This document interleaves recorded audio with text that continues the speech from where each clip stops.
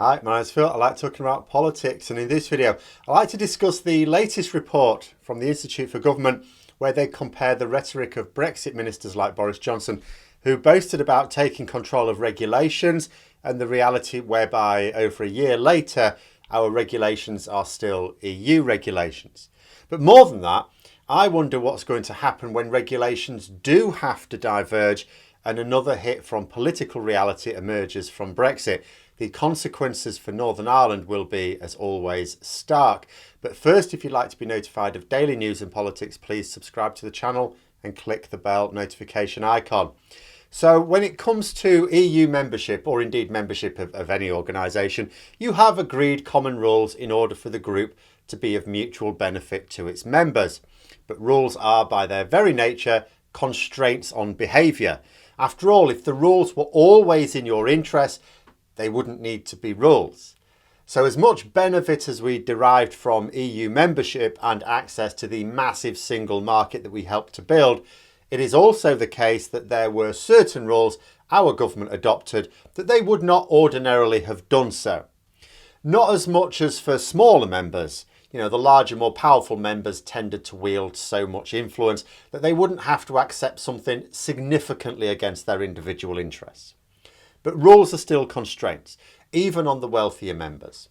So if we did have to leave the EU and invite the economic, social and political upheaval that has to come with it, you'd think we might at least have taken a careful look at regulations and tailored to them to our individual needs, and certainly for our national interest. After all, if we're not going to get the benefits of membership anymore, why are we accepting the constraints? Indeed, Boris Johnson promised a bonfire of EU regulation, not something I cheered because I could see this being the regulations that were in our interest that he threw on the fire. Nothing Johnson or the Conservatives have done have been in the national interest of late, and little enough in the past. But a report from the Institute for Government has noted that our EU regulations, they're still on the statute books. They're all still in place. I mean, we didn't actually expect them all to be dumped on the bonfire all at once, and certainly wouldn't want it. Has to be done carefully, of course, with proper consideration for the wide-ranging impacts. And you would expect that it might take some time to work out what you should do. After all, bear in mind that most EU regulations were either inspired or supported by the UK government of the time. So the vast majority of them you would have thought are in our interests, or at least they were when we were inside the EU.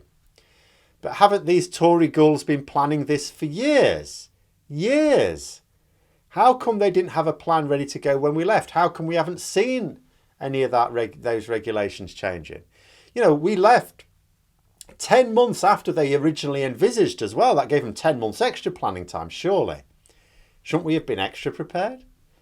Obviously, divergence comes at a price. The Trade and Cooperation Agreement means that any divergence from EU standards will mean compensatory tariffs on our exports to the EU. But regardless of the detail in the agreement, we knew that the EU would not allow us to have any special arrangement to trade with them that weakened their own competitiveness. Made no difference what was in the final deal. So that wouldn't be an excuse. It's not an excuse that we had to wait and see. But what this report does is not so much berate the government for not having actually done anything about the changes to regulations that Brexit was supposed to be all about, but that when they inevitably do carry some work out, it's not likely to be very well considered. See, they had a number of recommendations for the government in how to tackle this. Unfortunately, the recommendations are based around the notion of an overall plan. Right now, there are a lot of pitfalls to regulatory divergence. It's not even just about the extra tariffs that will come, though even those need to be considered, and both in economic and political terms. Because if there's a divergence intended to boost an area of the economy, because that's what you'd think it'd be for, well, we're going to change, and when I say change regulations, when it's Boris Johnson, the Conservatives, what they mean is get rid of regulations. We're going to get rid of these regulations to try and boost this bit of our economy. But the EU will then place tariffs somewhere, and if that hits another part of our economy so that the overall national picture is a net loss, so a net hit to our economy, you shouldn't really be doing that. Indeed, because the EU will make sure that it is not a net loss to their economy, they're not going to do anything specifically to hurt us as such, but they are going to do something to make sure it's not a net loss to their economy. That's the whole idea. But the chances are that it would be a net hit to ours. Similarly, if there is a hit to a politically sensitive industry, then the move could prove deeply unpopular, even amongst the dwindling number of Brexit supporters. But then there's another issue as well, and one that would be politically explosive, because Northern Ireland remains aligned with the EU on goods. Right now, there is enough tension caused by the fact we are having to apply customs checks on goods passing from Britain to Northern Ireland, and that in time, there will be some goods that simply can't pass that way at all. But what happens when we diverge from the EU? Well, we'll also be diverging from Northern Ireland. Imagine what any unionist would think of that. I don't just mean the hardliners making all the noise at the moment. Any unionist.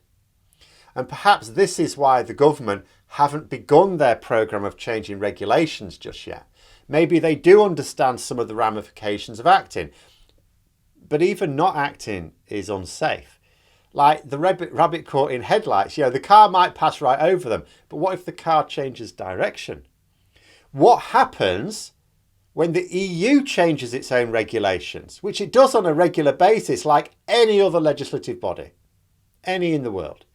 Environmental regulations are certainly going to be an area where the EU move forward before too long. And that is going to create a divergence, not just between the UK and the EU, but between Britain and Northern Ireland, without Johnson so much as smudging any of the EU regulations that we still have written into UK law. The Institute for Government talks about these as active and passive divergence. It's a good way of describing it. So active is where the UK deliberately diverges. We deliberately legislate. We either repeal, amend, or introduce legislation that changes our standards compared to the EU. The other, passive, is just where we don't do anything. We stand still, but the EU moves on. So it's simply caused by us not following the EU's lead. Either way, divergence happens. Divergence could be as a result of something the UK does or the EU. And it comes with the same economic and political consequences. Now, let's just say, just hypothetically, because I don't know the truth of the situation, let us say that the government are conscious of the need to be careful about divergence. Let us say that they're content for now, talking up, taking back control, whilst not actually doing anything with that alleged control. Let's say they don't actually fancy the political hit from doing so. I'm not going to say economic hit because it seems clear to me they don't regard that as any sort of damage. Not for a second do they consider, what if this causes economic damage? Because almost everything they do does. So what will they do when the EU improves regulations in an area that would have an impact on our alignment on standards? Will we do nothing and then take the path of passive divergence, taking the consequence of that, tariffs and divergence from Northern Ireland? I mean, Johnson would get to blame it on the EU by saying that they are the ones who changed the rules, not us. Okay, sure, but the consequences would still occur. Johnson already blames the EU for absolutely everything, even though we've left. They are still apparently in sufficient control over our destiny that our fate remains their fault, it seems. But it would still mean potentially tariffs on British exports that didn't exist before, and certainly a widening of the gap between Northern Ireland and Britain, shifting that balance between Unionists and Republicans, neither of which are above rubbing victories into the other's noses and massively overreacting with retaliations. So what if the government instead chooses to follow the EU's lead for now? So they could just say when the EU is about to legislate for something that would create that divergence, well, oh yeah, that's a good idea. Yeah, we're totally in favour of that. We'll do the same. Then they'd have to legislate along similar lines. But that's primary legislation. That means MPs have to debate and vote on it. The government can't just do it themselves. It has to go through Parliament. And how exactly are pro-Brexit Tory MPs likely to view such a move in the debate and the vote? Are they going to bite their tongue and not just accept existing EU regulations, but actually vote into law new EU rules? Rules that the EU decided independently of the UK, when the UK didn't even have a seat at the table? That's what they're going to do, is it? Seriously? The people who refused to accept the backstop are going to legislate for a sort of backstop by proxy, are they? Not sure I see that happening. So even if the Northern Ireland Protocol is worked through with practical solutions that satisfy enough people to actually make it work, let us just imagine, there is still the issue of what happens when, not if, when Britain and Northern Ireland diverge, whether due to action from the UK or EU Parliament. Does the government have a plan for that? The report considered friction with the governments of both Wales and Scotland as well, but I'm thinking at the moment Northern Ireland surely will be the main flashpoint here, as always. But those are my thoughts. Let me know yours in the comments below. Hope you found the video interesting. If you did, don't forget to click the like button. If you'd like to support the channel further, please also click the Patreon link for details. And until next time, I'll see you later.